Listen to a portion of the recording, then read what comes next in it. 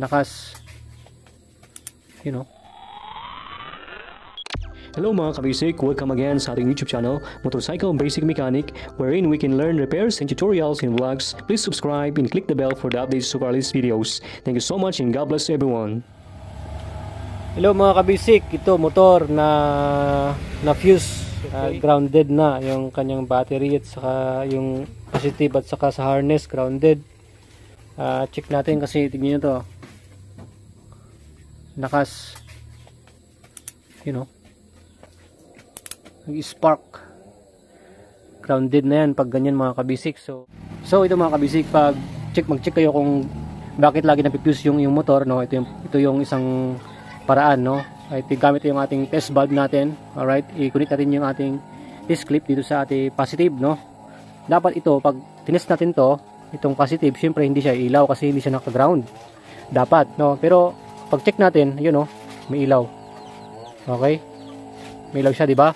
Ibig sabihin itong positive na ito sa wiring harness niya is nakakuan. Meron siyang ground na tumama yung ground, no? Dito sa positive na ito. Naka-ground siya ngayon, hindi rin kung saan yon yung ground na yon, no? Kung saan ito ay nag-connect siya sa ground kaya umiilaw. Okay? Na dapat ito hindi umiilaw kasi positive siya. So dapat hindi ilaw pero umiilaw siya. Konektado siya sa ground. Okay? Ayan. So dapat hindi ilaw yan. Sana.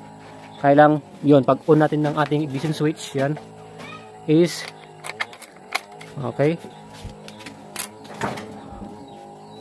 yun, okay, pag off natin yung ignition switch natin, yan, pag naka-off yung ignition switch natin, wala naman, di ba, yan, okay, pero pag on natin, oh, yun mo,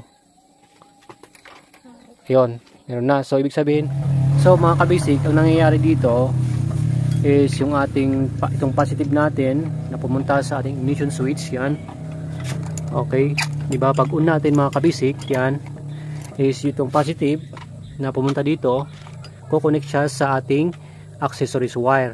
Okay, so yung accessories wire ngayon ay syempre susupply niya yung mga ilaw natin, CDI, ganun. Problema, yung accessories wire natin is naka-connect siya, meron siyang nadikitan na ground. Okay, kaya umiilaw yung ating test light dito. Paglagay natin ng positive test clip natin dito, yung clip nya, tapos silagay natin test valve natin kanya dito, is umilaw siya dahil i-connect na ito sa ating accessories wire. Okay, na nakakabit sa ground or nakadikit sa ground. Kasi pag off natin, hindi siya ilaw, okay naman siya, hindi naman siya nadidikit sa ground. Pero pag on natin ang ignition switch, doon lang siya nagdidikit sa umilaw siya. Ibig sabihin, yung accessories wire natin na nasupplyan ng ating positive, meron siyang nadikitan na ground. So, hanapin natin. Ito na mga kabasic, conform dito sa kanyang. Tingnan natin yung ignition switch ng itong dalawang red at saka accessories, no? Galing to sa ating ignition switch. Pag on natin, nakakonect yung ground, nako-connect yung ground sa accessories wire. Paano ko nasabi? Kita nyo naman, no? Nasunog yung kanyang yan, connector, yan, no? Ito yung sa accessories wire. Ito. So, problema ito, sumasagi sa ground. So, yun ang kailangan nating hanapin kung saan ba. Ayan, ito yung pumunta sa harness. Ito yung sa ating ignition switch natin. So, kaya ito yung hanapin natin saan nag-ground. So, alright mga kabasic, okay na yung kanyang grounded na wiring. So ito, pwede mo na siyang i-direct, no? Pero lagyan natin ng fuse to kasi delikado, ano? Ayan. So wala na siyang spark. Okay, so yun. Umilaw na rin yung kanyang neutral light. Kanina wala, ano, naka-on yan. Kanina sobrang lakas yung spark niya, no? Ayan. At pag nilagay natin yung test clip natin sa positive, okay,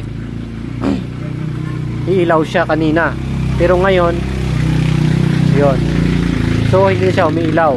Ibig sabihin okay na, hindi na grounded yung kanyang accessories wire. Okay, yan. Alright mga kabisik, yun lang. At yan, nakita yung mga kabulbol ng wiring at nalis natin, inayos natin at okay na. Please like, share and follow mga kabisik. Alright.